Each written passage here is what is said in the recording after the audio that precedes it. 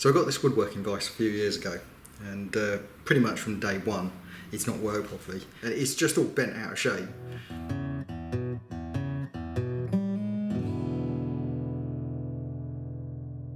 You know, in terms of being a vise and holding things, it's not too bad. The problem is the quick release mechanism. So you've got a lever here, and the idea is that you move the lever and it lifts this bit here, which is a half nut, off the threaded bar, and then you can just slide the jaw in and out. Basically the half nut isn't held tightly enough against the main screw, and it jumps and releases, which is incredibly frustrating. Now I've tried, so you've got a spring up here which puts tension on this bar, and there's a sort of like a castle nut, I suppose you'd call it, here that the bar slots into. I've tried tightening up the spring, and I've tried moving the bar to the next castle along. That was hard. I did actually manage to just get it into the next castle, and that did provide enough tension on there, on the half nut, but unfortunately then it was so tight, the bar was rubbing against the bracket, and I don't know, with another go maybe I could fix the quick release mechanism, but to be honest, the amount of time I've spent trying to fix this, and it's just all bent out of shape, I honestly think I'd be quicker to just not have the quick release mechanism there. So what my plan is today, take these two bolts out, take this off, take this bar out, I think. Yeah, I'll take the bar out. I'll leave the quick release handle in there. But what I'll then do is make a plate that sits across here, and then pack behind the half nut with washers against the plate, so that the half nut is permanently engaged with the screw.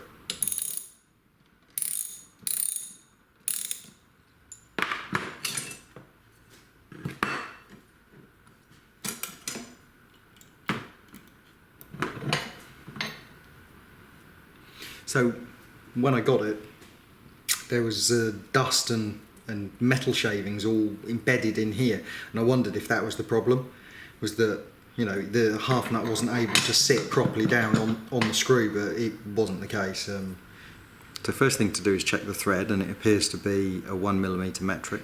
So some days you're just plain lucky. I found some M6 cap head bolts, which is pretty much perfect.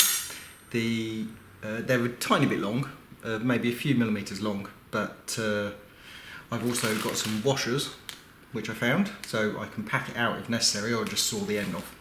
Also found some 10mm aluminium plate, which is a bit dirty, but you know, clean up easily enough. What I need to do is transfer this dimension down onto my plate. I've got a straight edge here which was cut with my mitre saw back in an earlier video. Of course, this doesn't have to be enormously accurate. The plate's just got to be about that width.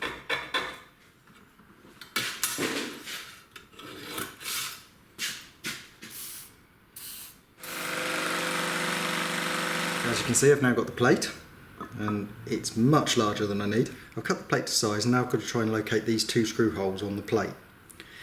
Now this is going to be easier said than done, because I'm guessing that in whatever factory this is made in, they just do this by hand, because not only are the screw holes not centered on the casting, but if you line that up with roughly the center of this hole, you can see that this one's almost missing. There's no good reason for that, other than it's probably been drilled by hand. So locating those on here is going to be tough.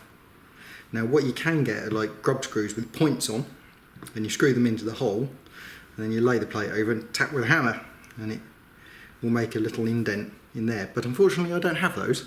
I don't know what they're called, locating grub screws, I don't know, something like that. I think the best I'm going to be able to do is just measure and hopefully get about the right position. So what I'm thinking is the corner of this plate is about square, and this edge here is about flat. A couple of abouts, that makes good enough.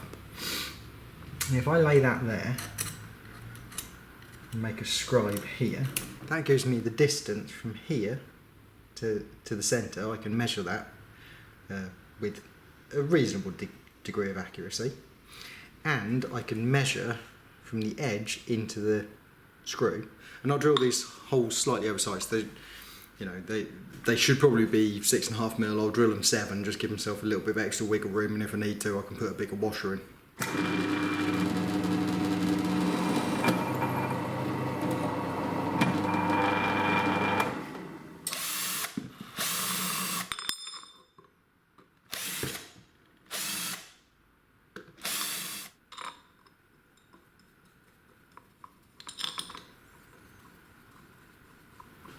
Getting there. So I put a washer under here, and that's enough for those now to hold this plate absolutely rigid. What I need to do now is mark out for where I want the new screws. It's close enough. Right.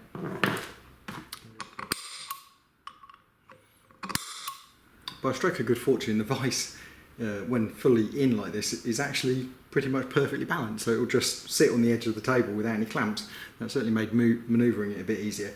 Put a clamp on it anyway, just in case, and with a bit of wiggling about, I've managed to get that roughly lined up. I noticed my punch mark is a bit too close to the edge of the casting here, so I've decided to move it in just a fraction. I've got a 5mm drill bit, so I'll drill straight through the aluminium and into what I presume is the cast iron of the vise.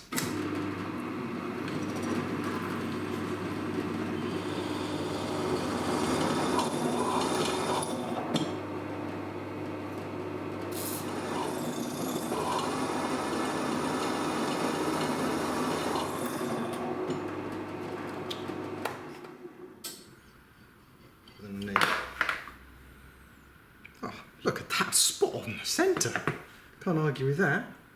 So let's see how deep they are. Yeah, not bad. They're deeper than both of these, so I should be able to get down there and tap that. So we've got tap, bit of tapping fluid in there.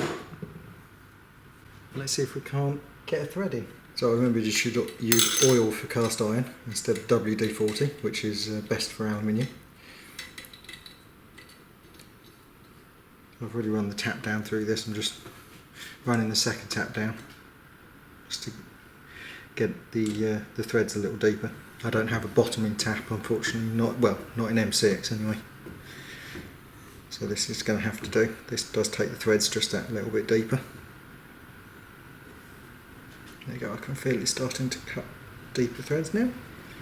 I like to just run the tap down one more time just to make sure they're all nice and clean, because I don't have any compressed air.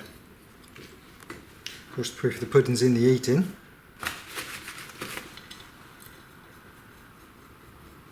Nice thread on that one.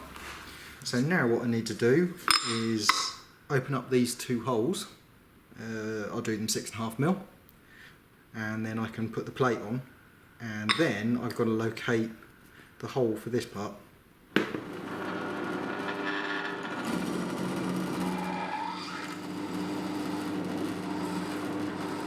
So there we go, that's the plate on. Anybody would think I'd done this before? Now I've got to figure out where the hole for this is going to go. So I eyeballed up a centre line running along the threaded bar, and then just measured from each side to get the centre point, and I've punched that. And now I'll drill an oversized hole for this. It doesn't matter if it's not bang on tight, and this is actually tapered as well. So I've drilled the hole out to 10mm, which is the biggest twist drill I've got. Try drilling it out to 20. I think this is not going to work.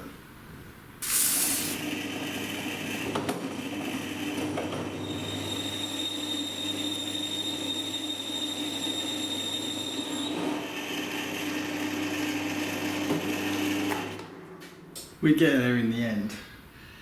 I don't think this is going to work though. I don't know any drill bits larger than 10mm, but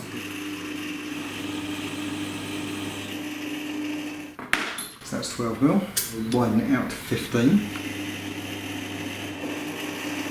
It's not having it at 15. 15 must be blunt. This is a 16.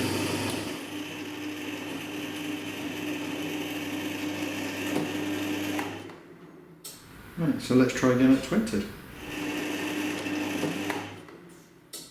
No, the 20 is blunt as well, I think. This was a set from Axminster and it was rubbish from day one. After some more fighting with the drill press, this was right at the drill press's upper limit of what it could do. I managed to get the hole out to 18mm, and I got most of it through at 20, and then it just gave up. It wasn't going to go any further. So you can see this outer diameter here, or the upper part, is 20, but there's quite heavy burr inside. It didn't quite get all the way through. So what I need is something like a little bobbin sander, and I don't have a bobbin sander, but I do have this, which is a 10mm drill bit with sandpaper wrapped around it and a rubber band holding it on. And what I'm going to do is stick that in there and sand it out to size. There we go, a couple of minutes with the improvised bobbin sander, and it's all nice and smooth. Right, so now we've got to see if it fits. So we'll make sure that's properly engaged.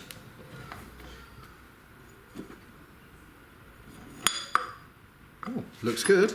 Let's make sure the bolts go in. So as you can see, that still has a bit of movement in it. So I'm going to need something on there to stop that from coming up. So I thought about trying to pack it with a couple of thick washers, but I also found over in my bolts box some M6 bolts, and I think I should be able to get an M6 bolt through there, and that can then press on the back of the nut, and I'll probably put one on this side as well to give me an even pressure on the half nut. So I'll just drop a scribe line across the middle. So this is roughly where the screw runs. And I'll punch a couple of holes where I want the new bolts to go. Okay, I've drilled 2 holes at 5mm and deburred them. And now I'm just going to tap them M6.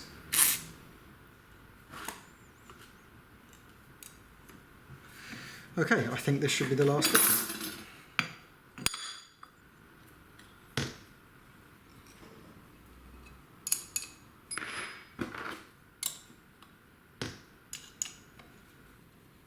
Right, so that still goes up and down. Make sure that's properly seated. Of course, we don't want too much pressure on the half nut, so I'm not going to go at this like a gorilla. What you want is enough to just hold the nut against it. There we go. You see that's backed off slightly, so I'm going to have to put some thread lock on there, I think. Right, so I've set it to what I think's about right. I've got a little mark here, so if I just whack a bit of locking agent around, oops, God, that's loads. There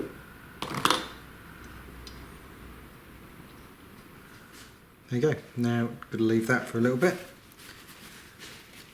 And there we go, the vice is now in. The half nut sounds a tiny bit graunchy, but I suspect it's got a little bit of dirt in it, which will come out. Before, whenever I tried to grip something small like this, the half nut would slip.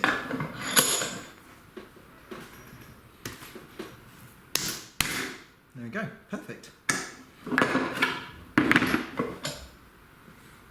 Job done.